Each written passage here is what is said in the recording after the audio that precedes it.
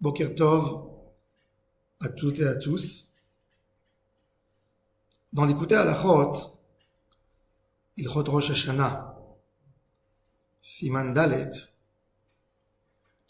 on parle d'une Bechina de Teshuvah, et on va essayer d'expliquer la Teshuvah entre Rosh Hashanah, le mois de Tishrei on a Rosh Hashanah, Yom Kippour et Sukkot.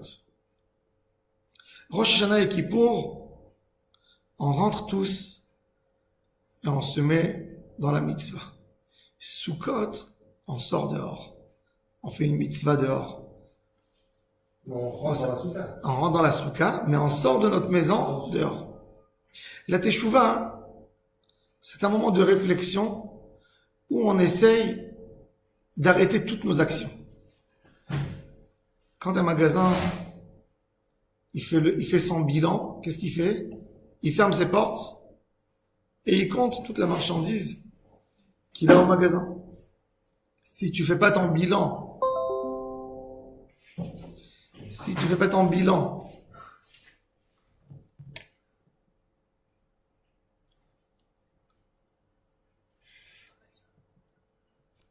ça enregistre quand même. Si tu fais pas ton bilan une fois par année, 2 fois, 3 fois par année, tu risques de tout perdre. Donc, Rosh Hashanah et Yom Kippour, Aseret Yemei Teshuvah, on fait notre bilan. On fait un bilan. Qu'est-ce que je suis? Où je suis dans mes mitzvot? Où je suis dans mes averot? Sukkot, c'est déjà après la Teshuvah. Et là, Kadosh Baruch Hu te dit, t'as fait une Teshuvah? T'as pris des bonnes décisions? Sors dehors, on va voir comment tu vis avec ta Teshuvah. Vivre avec sa Teshuvah, ça c'est le vrai dilemme, ça c'est le vrai problème. À quoi on est affronté quand on fait Teshuvah. Nous on va parler, aujourd'hui on va essayer d'aborder le sujet, comment on essaye de rester dans la Teshuvah. Il est facile d'avoir des remords. Il est facile d'avoir des remords et de se dire, mon comportement n'est pas bon, je veux évoluer, je veux changer.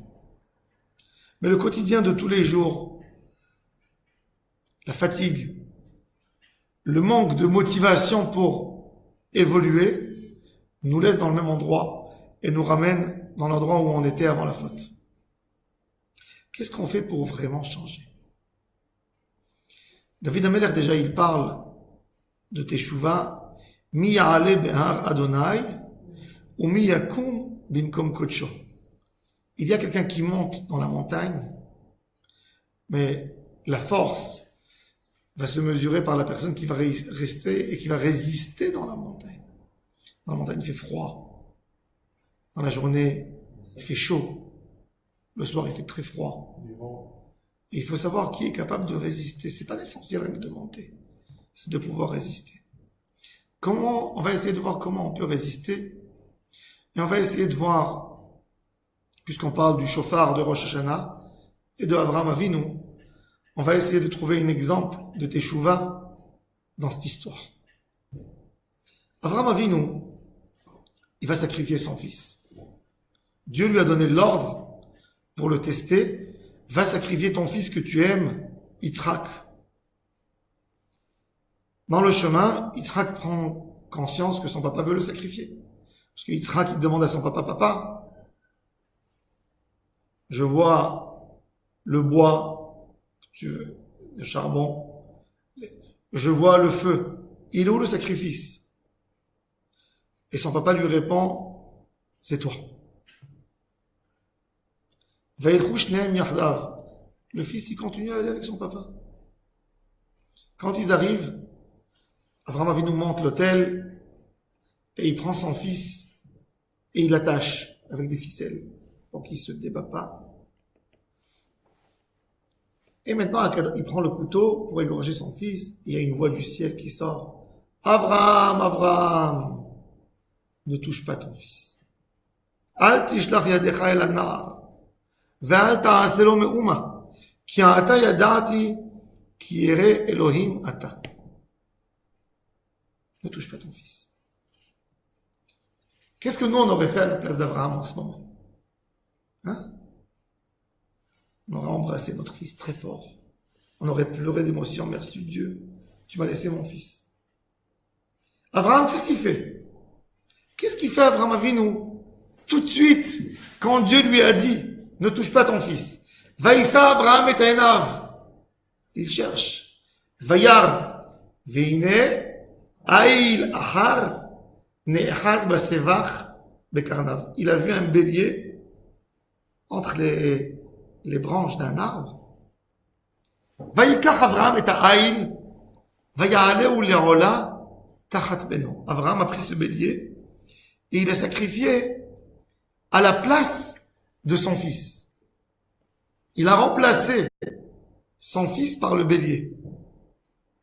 Et la question qui se pose, est-ce qu'un bélier peut remplacer un homme quand même? Il y a une différence énorme entre sacrifier son fils que sacrifier un bélier. D'autant plus, on n'a pas vu que Dieu a donné l'ordre à Abraham d'aller sacrifier un bélier. Dieu l'a mis en épreuve par rapport à son fils. Mais Dieu ne lui a pas dit de mettre un bélier. Pourquoi Abraham tenait tellement à ça de chercher quand même un sacrifice? Il lui a dit de sacrifier son fils, Dieu. Il lui a pas dit de sacrifier un bélier. Et là, Abraham Avinu nous a donné une règle exceptionnelle. Quand on a vu, nous tous, si on a eu un moment quand on s'est réveillé, on a eu un moment, chacun se réveille par quelque chose d'autre. Qu'est-ce qu'on fait pour préserver? Qu'est-ce qu'on fait pour garder cette affection qu'on a eue par rapport à Hachem, cette idée de vouloir changer? Qu'est-ce qu'on fait pour la préserver en nous? Quelqu'un a vu, on sait par exemple, t'as un mariage. Qu'est-ce qu'ils font les gens? Ils sont mariés, ils ont mis tellement d'argent pour la soirée du mariage. Ils veulent surtout un bon photographe. Quel est le rôle du photographe? Le photographe dans son travail, c'est pas tout simplement de prendre des photos. Il y a une chokhma. Il doit se poser la question, avant d'appuyer sur l'appareil pour faire une photo, de dire, je vais garder une émotion exceptionnelle de ce mariage pour la transmettre au couple, que même 10 ans après, ils vont essayer de retrouver l'émotion dans les photos que j'ai prises. C'est-à-dire que dans chaque chose, si je veux garder une émotion, je veux garder quelque chose en moi, d'un événement que j'ai passé dans ma vie, j'ai besoin de faire un effort, de faire un petit cadre pour garder quelque chose. C'est vrai que un album de mariage, c'est tout simplement une feuille avec une photo. Mais c'est quelque chose. C'est petit, mais ça peut me rappeler quelque chose. Abraham Avinu, il passe le moment de la Akedat Yitzhak. Il se dit, je ne vais pas rentrer chez moi comme ça.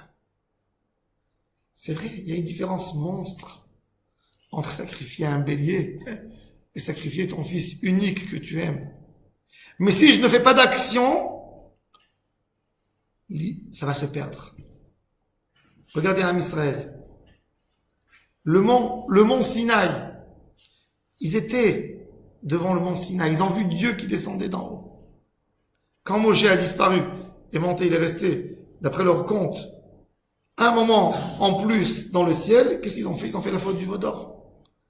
Dieu peut te parler. Tu peux voir le plus grand événement sur terre, que Dieu descend du ciel, parle avec un être humain.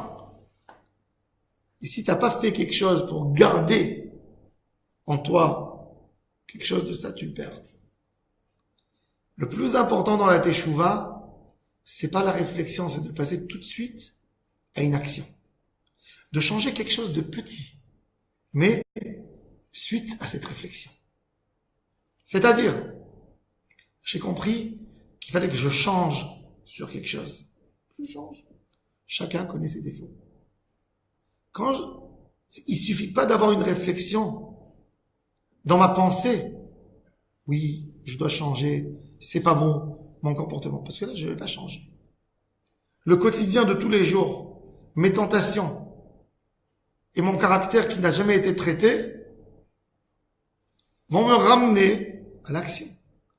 Pour attraper un changement, il faut que je fasse même un petit changement, mais tout de suite sur place. Un petit changement que je veux le prendre avec moi, exactement comme le bélier qu'Abraham Avinu a amené comme sacrifice pour son fils. Quelque chose, un petit moment, quelque chose qu'on peut garder. Alors on va essayer de prendre quelque chose en nous. On va dire à Hachem, je veux changer. C'est très difficile de changer. Très difficile. Ils ont dit, les sages, les philosophes grecs à l'époque, Shinui hatseva velo shinui hatteva. C'est plus facile de changer la couleur de ta peau que de changer un caractère. Je comprends pas par rapport à Abraham. Pourquoi le sacrifice est un changement? Abraham Avinu, il a dit, je rentre chez moi à la maison. Après la Akedat Yitzhak. Je vais oublier de cette épreuve. Je vais faire quelque chose. Un petit récipient avec un acte.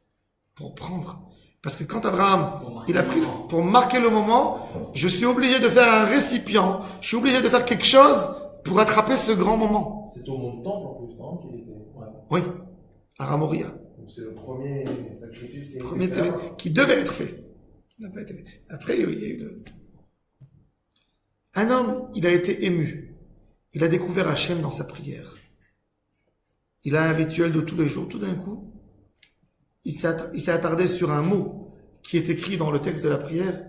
Il était tout en larmes. Il a senti Hachem. J'ai fini ces trois... Je vais finir ma prière. Je vais faire 3 pas en arrière. Je vais enlever mes tefilines. Je vais plier mon talit. Je vais oublier. Il faut tout de suite, sur le moment, prendre sur moi un moment de changement. Quand quelqu'un il a eu un moment de réflexion, quelqu'un, il a compris qu'il fallait qu'il change. C'est quelque chose qui a évolué en toi. Qu'est-ce que tu fais pour garder cette décision, que ça soit fort, que j'arrive vraiment à un changement? Qu'est-ce que je vais faire? Je vais prendre un petit acte. Je vais dire, depuis aujourd'hui, je prends sur moi à étudier 5 minutes par jour. Pour vouloir évoluer, pour changer. J'ai pris sur moi quelque chose. J'ai vu que chez moi, mon Shabbat, je dois le faire meilleur. Je dois le rendre Bigdusha. Je dois le faire Bigdusha, mon Shabbat. Je prends sur moi quelque chose pour mon Shabbat. Il faut que mon Shabbat soit différent. Je vais pas dire tout mon Shabbat doit changer, parce que si je vais le dire avec le quotidien, la vie de tous les jours, je vais oublier c'est quoi Shabbat. Je vais oublier. Mais je vais prendre sur moi quelque chose indispensable, petit, que tous les Shabbats je vais faire. Je vais prendre sur moi de chanter pendant le Leradodi, par exemple. Je vais prendre sur moi d'allumer mes bougies de Shabbat 5 minutes à l'avance pour avoir un peu plus de préparation pour Shabbat. Je vais prendre sur moi que les tefilot de Shabbat, je les ferai toujours à la synagogue. Exemple.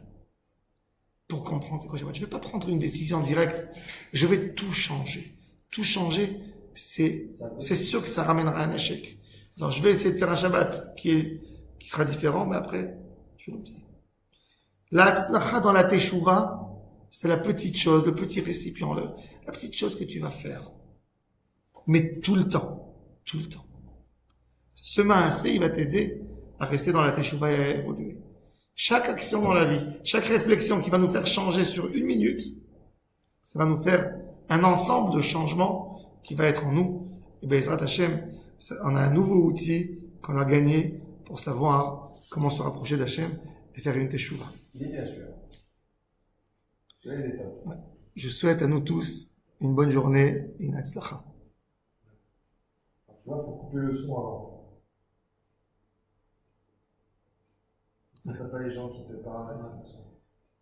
Couper le son, rien à voir avec le micro. Ouais, c'est ça, c'est le micro qui doit. Donc, automatiquement, ça ne fera pas de son, même sur le. Ouais. Là, je t'ai coupé tout le son de tout. Magnifique. Par contre, le micro, il reste en place. Ah.